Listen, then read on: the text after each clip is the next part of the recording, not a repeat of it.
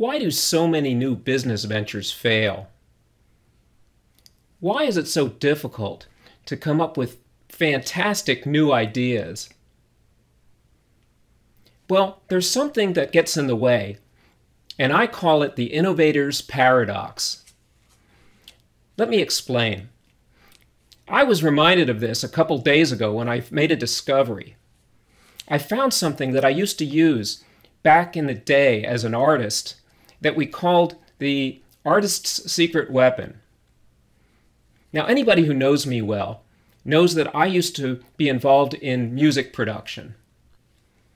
When I was in my 20s, I used to spend a lot of nights in music studios with my musician friends, and we'd be recording music that would be underscore for video productions or for live theater. And then a lot of times we would just get together and record songs just because we were enjoying it. Well, there's a paradox that would occur, and it's exactly the same as what happens when you're trying to come up with a creative solution to a problem, a technical problem, or an innovation. And here's the paradox. The solution space is huge. There's a lot of things you could do, artistically or technically, but very few of them are going to be fruitful. So, in order to search this space, you very quickly want to find those things, and you want to not go down the wrong path or get out of the wrong path as quickly as possible. But the paradox is this. If you remain in your comfort zone, and that's where we stay a lot of the time, you won't be going down these paths. Now, when I talk about the comfort zone, I'm not saying that this is not virtuous or that it's cowardly to remain in your comfort zone. There's a good reason we remain in our comfort zones. When we're in our comfort zones, we're powerful. We know just what we're doing. We're not going to make mistakes. So musicians, even though we feel like we're being creative, we tend to stay there. We touch our instruments in certain ways, and we use certain styles that we know are going to work with the song. But that's completely opposite of what we're trying to do. When we're in a recording situation or just putting together songs for fun, what we're really trying to do is come up with something fresh and new. So let's say we venture down that road out into that solution space. We might tell the drummer to throw away his sticks and start pounding on the tom-toms with a Navajo rhythm. Or tell them to get rid of the guitar and use a tuba. I mean, stuff like this is going to probably sound goofy, and you're going to listen to it and go, wow, that wasn't a very good idea. But every once in a while you do something like this, and it's brilliant, and you know it. So how do you get out of this paradox, and how do you get into really good solutions? Well, here's what you got to do. You have to come up with the right pathways down the solution space as quickly as possible, test them out very quickly, and what's even more difficult, you have to abandon a bad path when you recognize it, and you have to recognize it, and that's difficult to do. It means getting your mind into a completely different mindset. Now here's where the secret weapon comes in. I found these cards. They look like this. This was a deck of cards that was created by, well, let me give you a little background. In the early 70s, there was a band called Roxy Music.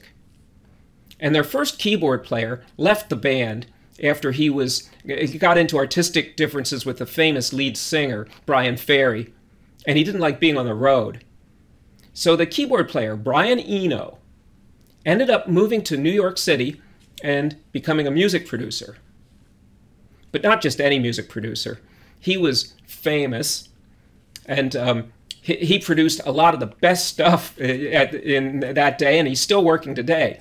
He produced albums by U2, by Talking Heads, a lot of really great stuff. If you had Brian Eno producing your album, you had it made.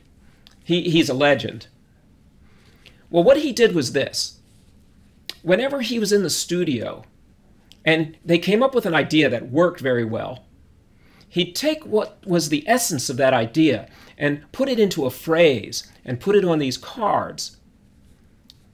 what he tried to do was distill it down to the thought that would actually get your mind out of the wrong mindset and into one that was working better. Well, he and a guy named Peter Schmidt put together a deck of 100 of these cards. I have a couple of them. I don't know how they got separated from the rest. I think I pulled out the ones that spoke to me. And I was shocked when I started reading them.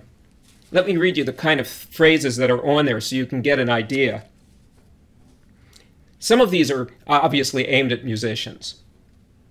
Make what's perfect more human. Convert a melodic element to a rhythmic element. Do the lyrics need changing? Give in to your worst impulse. I like that.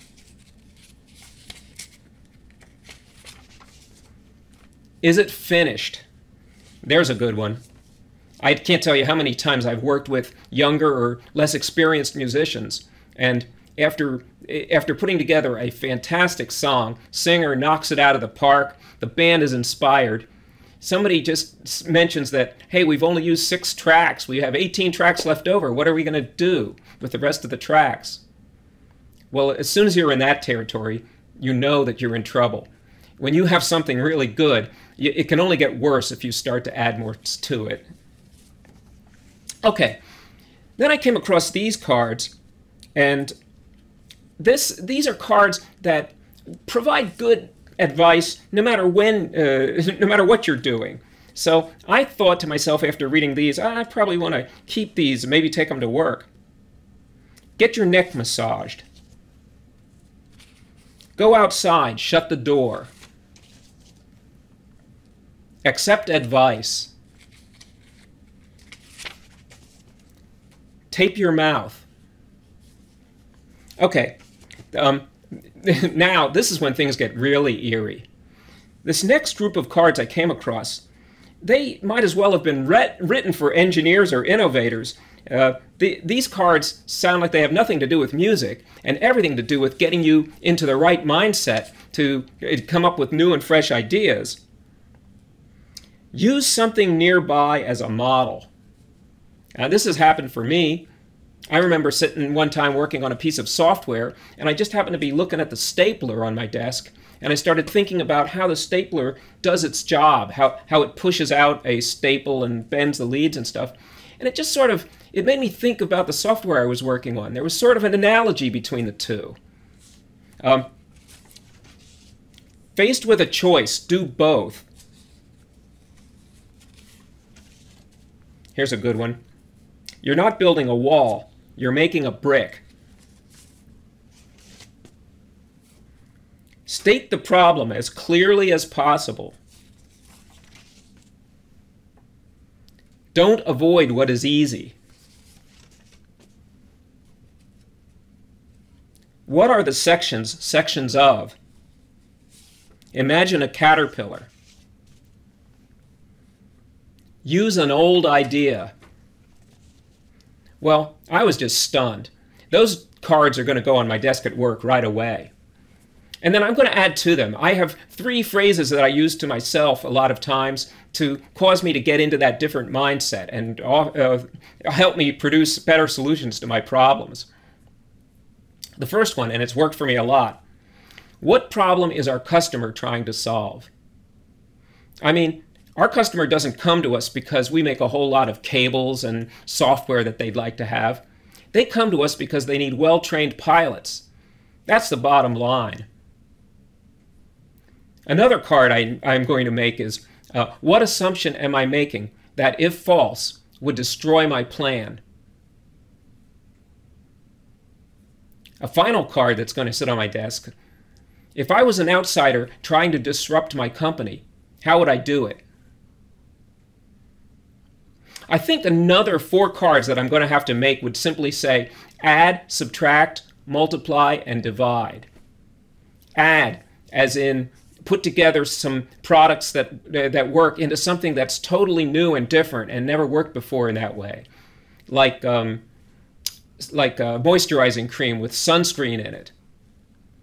Or subtract, like the famous 3M Post-it notes where somebody, some chemical engineer figured out how to subtract something, maybe a chemical, from the glue, and it made it less sticky. So then you had a new product that worked in a different way and addressed a whole different market.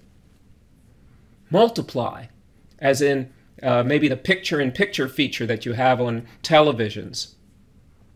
Or divide, like maybe take some of the buttons off the panel of a piece of equipment and put them on a remote controller. So there's some ideas. I want to package them together in maybe a card deck. And then what I would like people to do is leave comments on this video. What I want to do is take all these comments and the ideas that I have and put them together into maybe a community engineering deck that we can all use as innovators to spur our minds, smack us in the head, and get us into a different way of thinking, get us out of those wrong paths in the solution space, and get us into paths that are going to be more productive. Maybe this won't even take the form of a card deck. Maybe we can create an app that pops up on our desktops when we need it, when we need to be better innovators.